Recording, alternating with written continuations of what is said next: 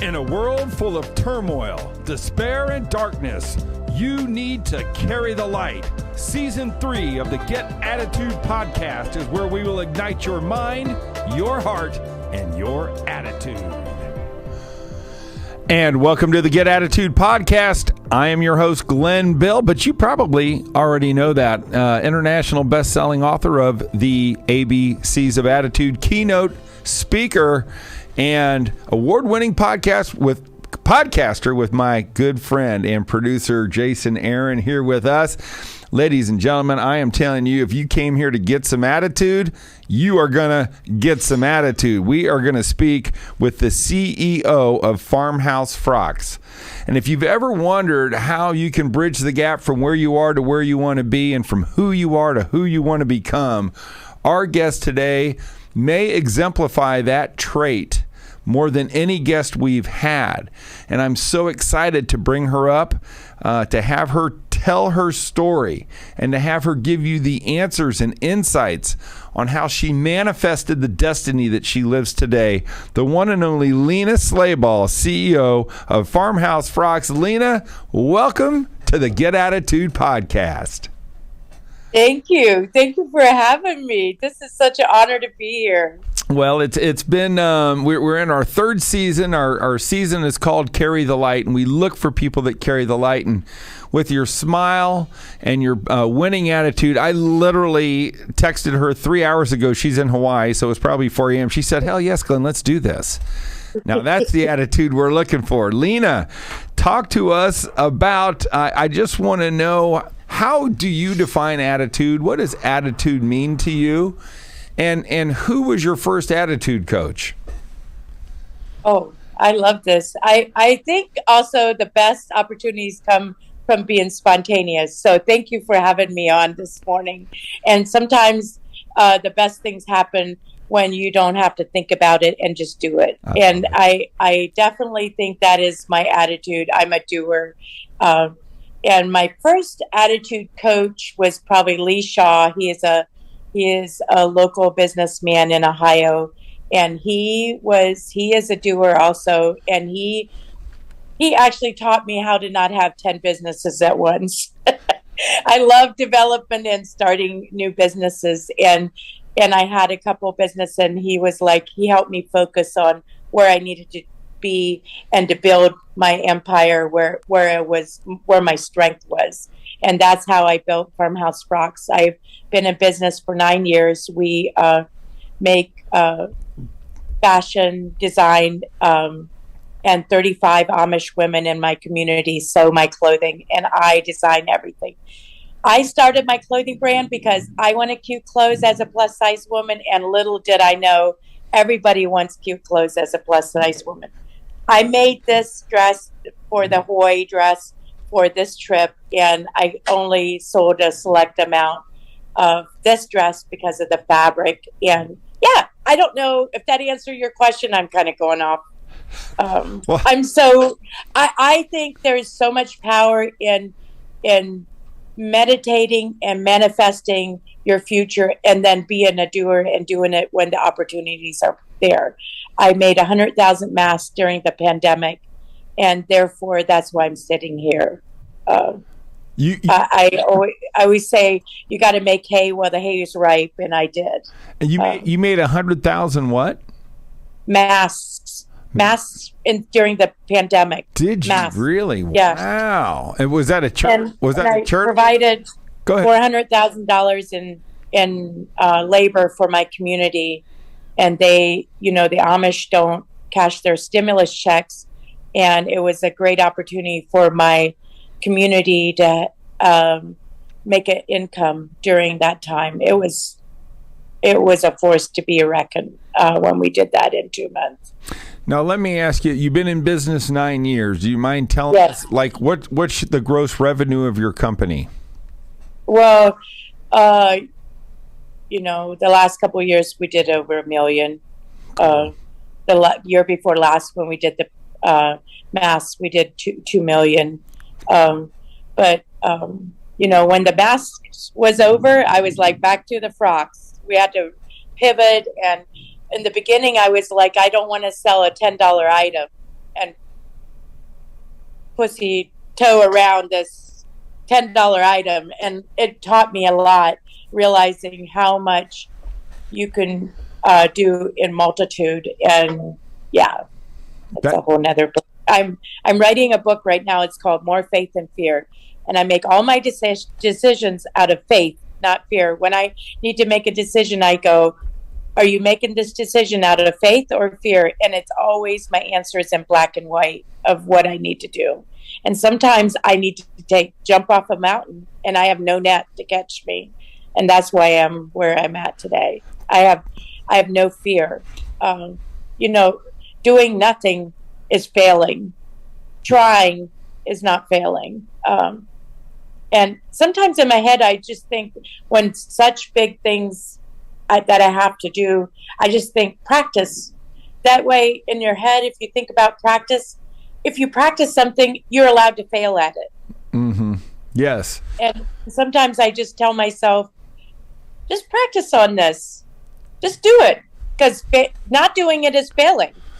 Amen. Now, talk to me about growing up in an Amish community and now becoming the CEO of this brand that is blowing up and going crazy and doing a lot of good. But just give me a little bit of the backstory of what it was like being a little girl growing up in an Amish town, and how the heck did you end up starting your own business? I always dreamt. I remember when I was 9 years old, I would pray that I would not fall in love with an Amish man, because I did not want to be a housewife with 12 kids. And I did end up marrying an Amish man for 28 years, and I've been single for 2. And I always tell people, this is kind of off on its own little, I'm in my second Rumspringa. Rumspringa in teenage years is, when the Amish go wild. But I left when I was 18. And my parents, thankfully, I kept a good relationship with them. I lived beside them for 20 years. They're still Amish. Today, I have good relationships with my siblings and my parents.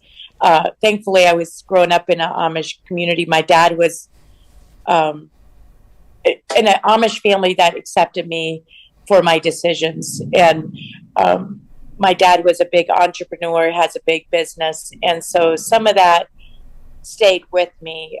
He's good with numbers, and I feel that's one of my strengths. I've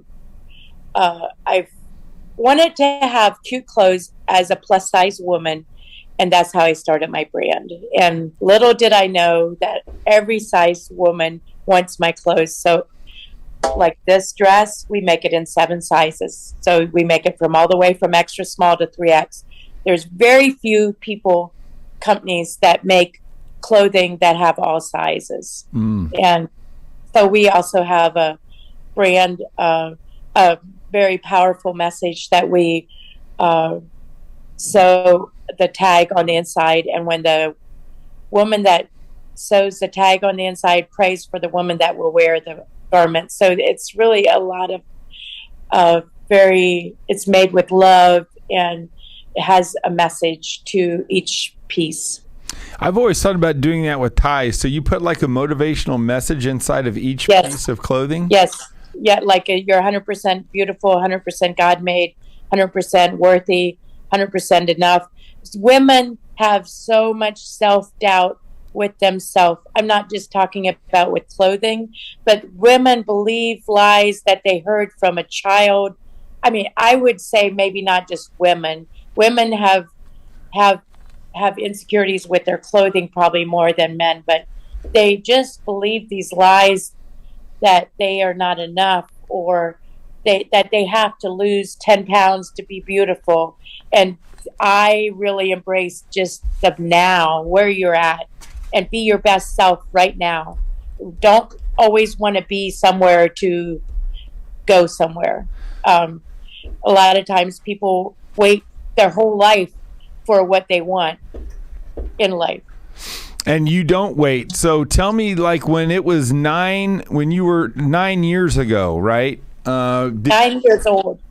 No, I know. No. But so 9 years ago. I like that. When you think I'm 25, right? Exactly. When you started Farmhouse Frocks, number one, I'm dying to know, tell me about how you got the name, but like as you stood there, however old that you were, how did you go about raising the money and starting your own business?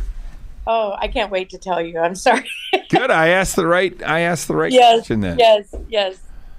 So I went and bought used sheets at the local thrift store, and that's how I started. And when I look back, I can't believe, like, I now buy 80-yard bolts of fabric for one piece, and now I buy thousands and thousands and thousands of yards of fabric a year out of mostly. So you started this things come. Your fabric started from a thrift store? Yes. Isn't that crazy? We did we were 30 days old, and we did a Country Living magazine asked us to come do a show in Stone Mountain in Atlanta, and I had no idea what I was doing. I left with 12 Rubbermaid full of frocks, made my first 10,000, and that's how I started my business. So, and I'm just a dumb man. So a frock is a piece of clothing. That's how this. A lot of times in another, country, they call homemade clothing frocks. Oh, like okay. In Europe Awesome. How many siblings do you have? I have 3. Okay. I'm in the middle. I have one sister that's still Amish, and she makes all my patterns. Cool. So it's a family business a little bit. Well, I used to do this with my daughters for 7 years. Wow. And now they have their own. My youngest daughter is 20 years old, does social media coaching. We used to do that. I do mentoring and coaching on the side too. Oh, cool. And so what do you coach? Women? For small business development, branding, social media, goal setting. Awesome. And what do you think the biggest mistakes entrepreneurs are making today? That they don't get on social media. They're scared of it. Interesting. I think social media is the best tool for connection. I'm all about connecting, and it's such a great form to connect. Yes. It is like, and the whole Reels thing, people just are intimidated with running stuff. Then they make excuses, or they want to have 100,000 followers. I laid awake in bed at night building this social media platform. It's all organic. Yeah, that is so cool. And so how long did it take for you to get to your 100,000 followers? Well, 9 years. Yeah, there you go. I could have done it better, and I could have, I could have, woulda, shoulda, but people talk about what they want to do and they don't do it. That's what I find with my coaching. Biggest mistake was it took me a long time to get the right, I'm a creator, so I didn't like the financial part of the bookkeeping. So I would say that clears your head. That makes you confident in what you're doing. I waited probably 5 years in until I got the handle of that, with QuickBooks and having everything streamlined, that I know my margins. And, the biggest thing is don't get married to your ideas. You put blood, sweat, and tears in a line, like we did a baby line or a linen line for a bedding line. If it doesn't make you money, get rid of it. Right. And so you learned that it's a hobby if you're not making money. Right. So I was going to ask you, what would have been the darkest days for you in your 9 years of owning this business, and how did you get past it? I know exactly. It's when I had a fire. My studio, we had a fire. We opened a second location in Florida, and I had to literally feed the people with the fish in the basket, and I didn't know how it would happen, to create enough merchandise, because a homemade merchandise, American made merchandise, it takes time, and I pay a fair wage. And, I was trying to open a second location and then reopening my studio, my old, where we had it. I also bought downtown, the most beautiful downtown building. It's 1876. I'm only the 4th business owner. Having this amazing building in my hometown, downtown. That is really, So really I would cool. say that is that and just in the midst of making those 100,000 masks, it was a great thing. But I got up at 4 a.m. and fell into bed at 11 p.m. and that was for 2 months straight. Normally I'd rest on Sunday. I wasn't resting. So I would say those were some of my darkest times. I still have, it's not like you ever just arrived. It's just new challenges. If it's employees, building your team, sourcing, there's always new challenges. But I always say to my team, if you bring me the problem, have a solution. Usually it's just about finding solutions to whatever it is. Sure. Tell me about this mask thing. Did you just do that out of the goodness of your heart? You didn't charge for the mask? You just made them? Yes, I charge. Hell yeah. I was working. So I was providing. I got you. The thing is, like, people would ask me, oh, you shouldn't charge for the mask. And everybody was sitting at home bored. Excuse me, I'm working. I bought 90 bolts of 80-yard bolts of fabric. Cost me almost $50,000 that I had to smuggle out of California because people couldn't even go to the factories to send it to me. Then we ran out of elastic. So yes, I do have my beach home because I made 100,000 masks. Okay. And I just but now you're out of the mask business. The mask business is done. Yeah. What was your best-selling frock? Oh, the Rita Romper. All right, the Rita Romper. So when you guys go there, hit the Rita. Tell me, why was the Rita Romper your number one? The Rita Romper is the best seller because of the fit. It's a linen bib overall, and it ties. It's adjustable. It's just the right fit for overall and for all size women. That's cool. Do you have any famous people that love your stuff? Yes, we have some country music stars. Ruthie Collins. She ended up singing at my daughter's wedding. She's from Nashville. Really? And we also use influencers, like influencers on Instagram, where they're famous people with big accounts. Right. Now you have to pay those influencers, right? Yes. Do you pay them a commission, or do they want the check up front? We use a tool.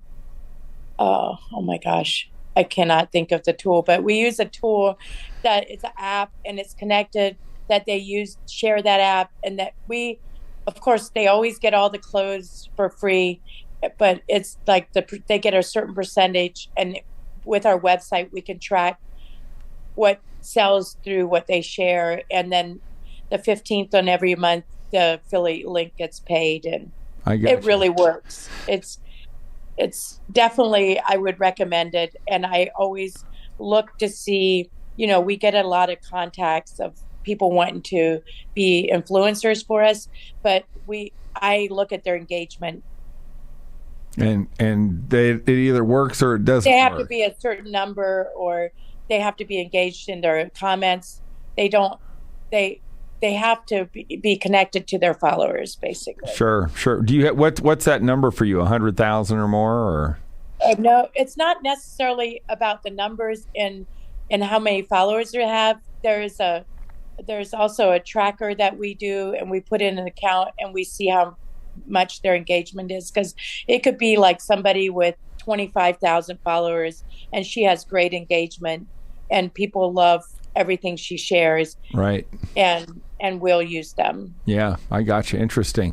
If I could, I'd like to step back, because I'm not real educated in the Amish lifestyle and the Amish quote attitude. Could you enlighten us a little bit about the attitude of the Amish? What you've learned, or what you did learn. I guess you're still Amish. What the Amish have taught you? No, I'm not Amish. You're not Amish. Okay. Once you're Amish, you're not always Amish. I got you. So what is the attitude of the Amish, and what were the best things that you learned from them? Oh, work ethic. Nice, trustworthy. Interesting. And very very good work. Like you can trust Quality. their work. You don't have to. I mean, they're people, they make mistakes just like everybody else, but in all general, their work is good. I'm so grateful for the loyalty. They're just good people. I was raised in a family where you worked hard and you didn't complain. Everything was possible. And so it also depends on what family you grow up in, but I really feel very fortunate to have my heritage I have, because I feel it got me to where I'm at today. Yeah, that's cool. So what's the future of Farmhouse Frocks for you? Have you put out a 5 or 10 year vision? Are you planning on doing what you're doing, or what's going on for your future long term?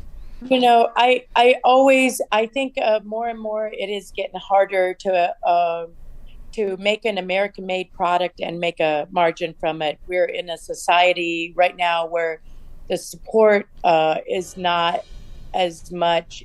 People want fast fashion. So it's just to keep connecting with my followers. They are so loyal. They will support me if they feel connected with me.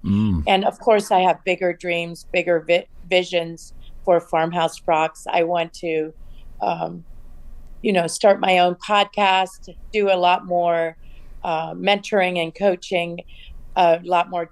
I have an amazing team. I have 6 in-house. I have full-time photographer, a full-time uploader, full-time assistant, to make it work.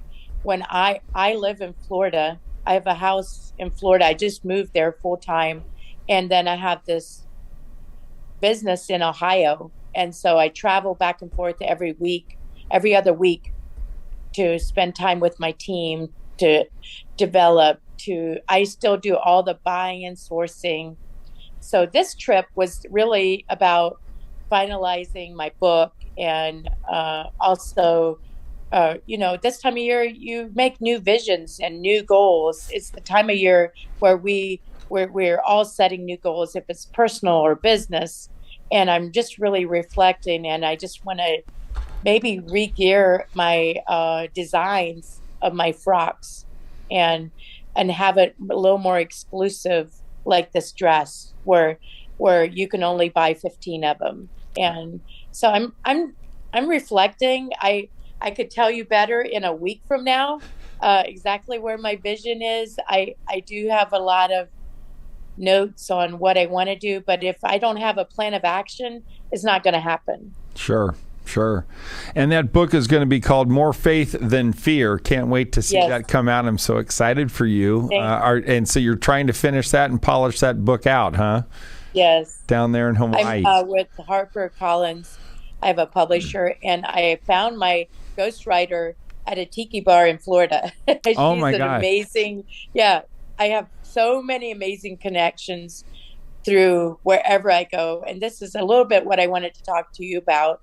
When I seen your title of your podcast, I was like, that's it. It's all about attitude, and it's all about the energy you bring into the room. And I can walk in the room. I should have brought them, but I usually have big glasses on everywhere I go. And my brand is on the inside of those temples. And that is my business card. I love it. Your brand is on the inside of the little... Here, let me show you. Well, you must. Now, I'm guessing that... I don't want to disappear on you, but this is usually just because of our impromptu...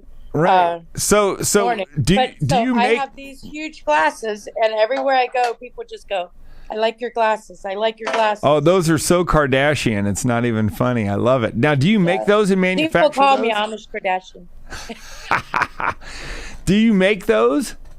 Well, these are not American made. So these are just, I order them and then I put the brand on the inside. I got it. Farmhouse Frocks. Jason, I think Renee needs a pair or 5. I mean, for sure. Yeah. So this is how I roll. I say the bigger, everywhere I go, when people say I like your glasses, I say the bigger the glasses, the classier the asses. I love it. Well, I think those are just so fun. You're a typical Amish girl. I would say you're probably not typical. I don't think that that's true. Talk to me about this adventure you had in writing a book. Was it harder than you thought? And so much. And how does a ghostwriter work? So I think I've been writing this book for 6 years, honestly, because what happens is things change in your life. 2 years ago, I got a divorce. Everything changed in my book, because I want to be very conscious and of my children and my ex-husband. We have good relationships, and I don't want to hurt anybody's feelings, but I always want that I can't be fake. I will speak honesty. I'm passionate about everything I speak about. I would say put yourself on an island with your ghostwriter. The ghostwriter is basically will write out the words. I record it on the phone, or either I take it in my notes on the airplane, and they transfer my story or my words into a story is basically what a ghostwriter is. Sometimes a ghostwriter can be that you're writing everything and they proofread it. Yes. Yeah, just to make it flow. And if it's okay, a lot of our people come to this podcast because they're stressed out, right? Because they want to get attitude, and you've had a life-altering experience, this thing called divorce.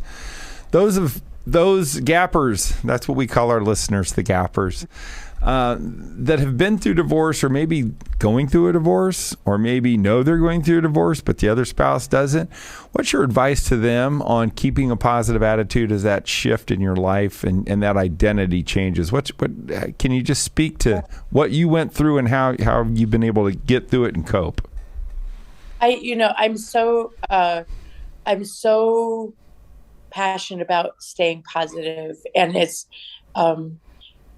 like it's a mental decision you make when you get up in the morning of what you feed your ears, your eyes, and that is what goes in your head.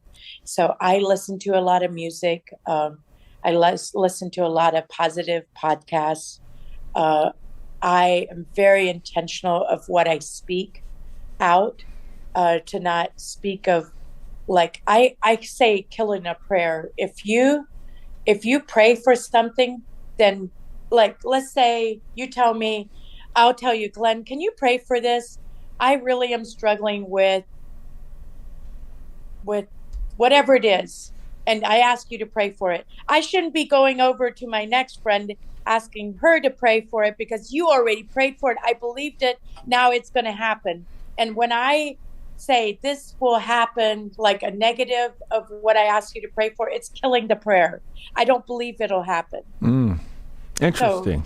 So, getting back to the question about divorce is like letting stuff go. I mentally think of a river flowing by you, and a fall leaf will come floating on top of the water down the river. You don't go and stop that leaf from flowing down the river. You let it keep flowing. Or if you see a car driving by on the road, you just let it go right on by. And that's what I do with my negative thoughts, or when people say things about myself. You really find out who your true friends are and family when you go through a divorce. So I was very intentional who I surrounded myself with and how they supported me. But if something is said about me that I don't need to own, that's not mine, that I need to let it flow, keep flowing down the river. And I tried to be really intentional of not becoming a victim and becoming an overcomer, and just saying, not claiming of my identity is, hi, I'm Lena Schlabach, I'm going through a divorce. Yeah. Hi, I'm Lena Schlabach, I am finding my freedom. I'm happy. I know my mood in the room this day because I am part of this room and not the person that is living with me that is negative. That sounds like I'm an oxymoron of what I just said. But that's beautiful. I do believe that I was so sad, because 28 years of marriage is a long time and a lot of work. Yeah. And I was so sad for probably the first 6 months after the divorce. And everything I do is very fast. I got counseling to get me through to that point. When I began counseling, I said, I know I'm not going to change him. I know I need to change myself, and I don't want a divorce. So you help me get there. Right. I just knew I had to change my mindset because I was not happy. And finally she was like, Lena, treat it like your business.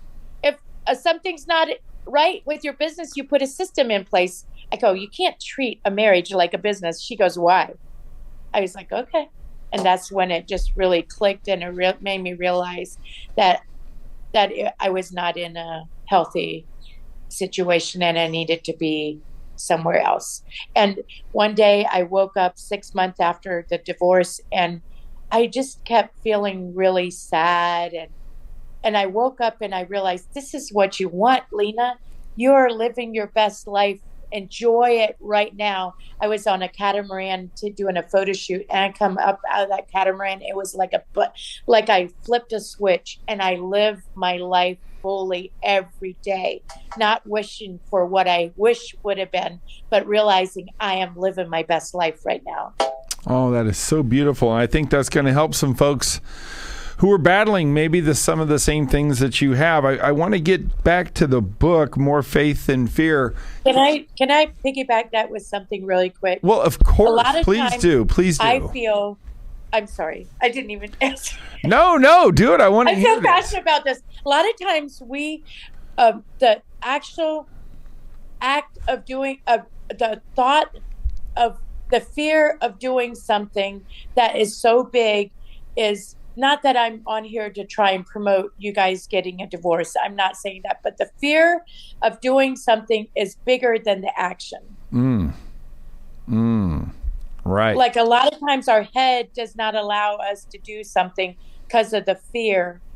And it's actually not even that hard to do if you just do it. Right.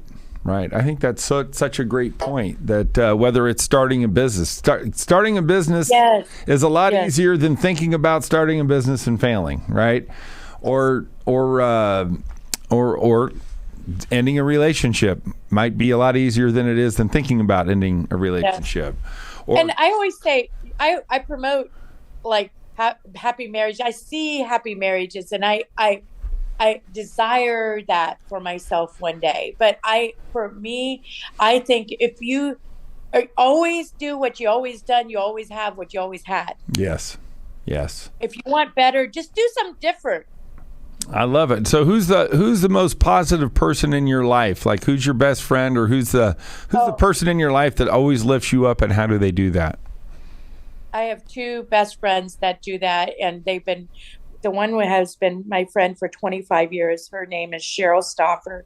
She has a big interior design business, and she has been spoken. I remember when I first started a blog, and I used to have Lena's Amish granola. I used to have a granola company. Oh. That company brought me to this company. But and then I have my best friend Candy at home, and she's more about for my mind, for energy and letting things go and thinking positively and speaking life into me on a daily basis and believing the best for me. And she started as a Farmhouse Frocks fan, and I became friends with her after my divorce. And she just has supported me no matter where I'm at, being single, dating again. She has been there for me, unjudged, liking me as I am, speaking life into me daily. And I do that a lot for others. So it's nice to have somebody like that in your own life. You know what it's like when you're up here as a business person, sometimes you just feel very lonely. I'm sure you get that too. Sure. Well, yeah. I mean, we're out changing the world, right? That's what we do. And sometimes that's a lonely job. Let's talk a little bit more just about the book. I just kind of wanted More Faith Than Fear.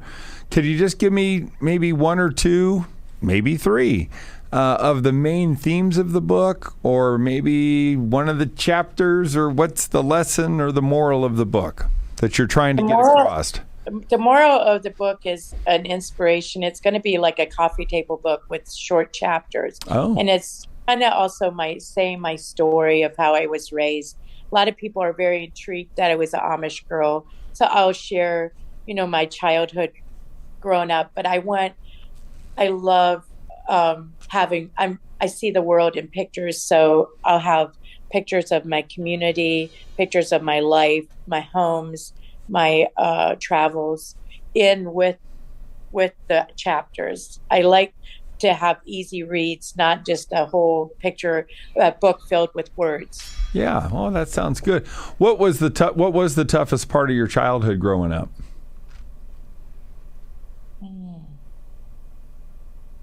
That's a good question. I would say the toughest part was probably I went to a one-room schoolhouse, and you always were friends with the people that were your age, and we lived in southern part of Ohio, and there weren't a lot of girls my age, and of course you weren't friends with boys, and so I was always by myself. I was by myself in the grades. I was by myself. There was just not a lot of girls my age. So I would say that was probably not having friends. Yeah, battling loneliness. And now friends are so important to me because of that. Yeah. How did you cope with loneliness? Or how would you advise somebody to cope with loneliness? I always was drawn to older people. So I just made my own community and, and I still am doing it. I already have friends here in Hawaii that I create.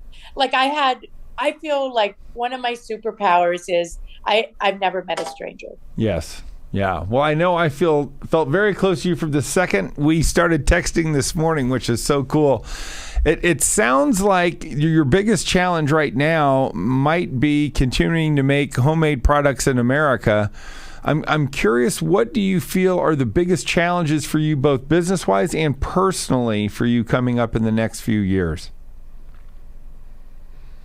Business-wise, I'm not one to get on here and talk about politics because I don't like to talk about politics especially not in a platform like this. Yes. But it was harder. It was easier to make a American-made product that people really support American-made when, who was president. Yes. But, I don't agree because he should have shut his mouth sometimes. Right. Whatever. Right. But in all honesty, I would say I don't like to focus on what my challenge is. So I love it.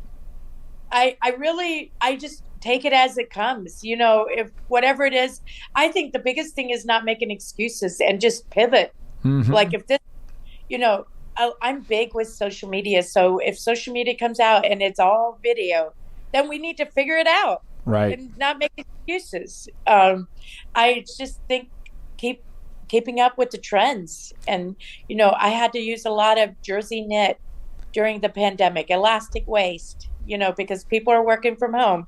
You just have to adjust. We were linen clothing, all linen and cotton before the pandemic. Yeah. I had to change it because people like soft stuff. People like to be comfortable. They like elastic waist. Mm-hmm.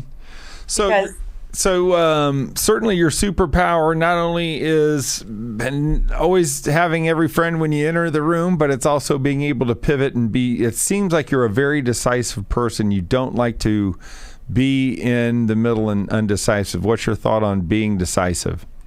You got me on point right there. I'm just like, I'm a hell yes or a hell no girl. If I'm all for it or not at all. If I don't feel it in my belly, it's not for me. I love it.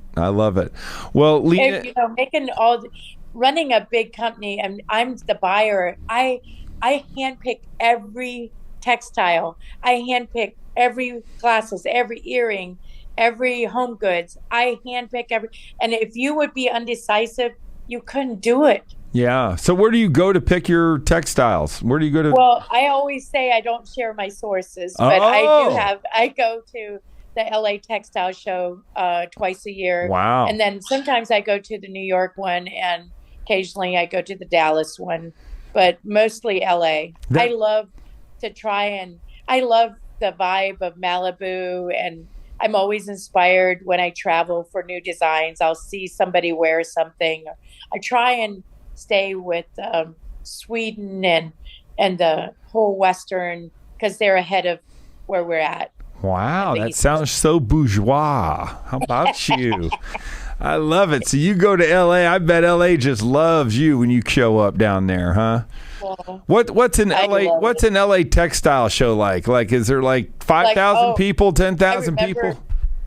I remember when I first got it, I felt like a little Amish girl showing up there. I had no idea what I was doing, kind of like the Country Living Fair when I was 30 days. I had no idea what I was doing. I remember getting in the elevator and with these high executive designers, and I was like, well, shit, I'm here, And now everything you do, you just learn. I learn, I walk through and I can just be I want that. I just don't waste a lot of time. I now fly in. Well, we usually do photo shoots, but I can usually go to the textile show and turn around and be back home in 3 days. So are you kind of known there? Do people know who you are now? Well, now you're trying to make me sound egotistic a little bit. No, I'm not. I do. When I'm at the airport, when I'm out, people recognize me. They I do. Just can't believe it. Out in Florida, I'll be at the drum circle and people everywhere will ask me to have the selfie. But LA probably is a bigger playing ground. I don't know if the companies recognize me because I'm their client, but sure. I don't know if these big brand people know me. I don't think so. I'm still the little Amish girl showing up, Now, Farmhouse Frocks, do you only have one bricks and mortar store, and that's in Ohio? That's it. I did have a second location, but I thought it was a dream to have a second location in my dream vacation place in Sarasota. That was the biggest mistake. My daughter moved there 4 months in. She was homesick, wanted to come home. It was so stressful. It was successful, but stressful, and I just had to eliminate it after a year. And what a great, again, decisiveness, right? So Gappers, Lena has given us a message on several different fronts. Sometimes you got to roll with the punches. Sometimes don't focus on the biggest challenges. Sometimes you got to be decisive. Sometimes you can't fall in love with your idea because it will cost you money. And sometimes you got to shut down a store that your daughter's in. So you've just given us such a great menu or a buffet of different things to think about attitude, Lena, and I really appreciate you doing that. What I always like to end our show with, Lena, is just for you to give a message of hope to the people that are listening to us today. The little Amish girl who's become $1 million revenue dressmaker with an unbelievable Instagram account. If you could just speak to the people that are in their car, walking on the beach, riding their bike, on the treadmill, what's your message of hope for our Gappers today? I would say you get back what you put out. So be intentional what you're giving out. If you're going down to the coffee shop, tell that lady she looks good. If you're going in the airport and a man smells good when you're walking by, tell him he smells good. You get what you put out. That same energy will come back to you. If you think everybody's in a bad mood today, guess what? It's you. I love it. I love it. Lena Schlabach, it was so great to meet you, so great to interview. Farmhouse Frocks is something that you want to see. Check her out on Instagram. Go to her website. Buy all your Christmas gifts there. And More Faith Than Fear, that's going to be coming out in 2023. I suggest you buy that book. You have been a light to our podcast, Lena. Thank you so much for joining us on the Get Attitude podcast. Thank you, Glenn.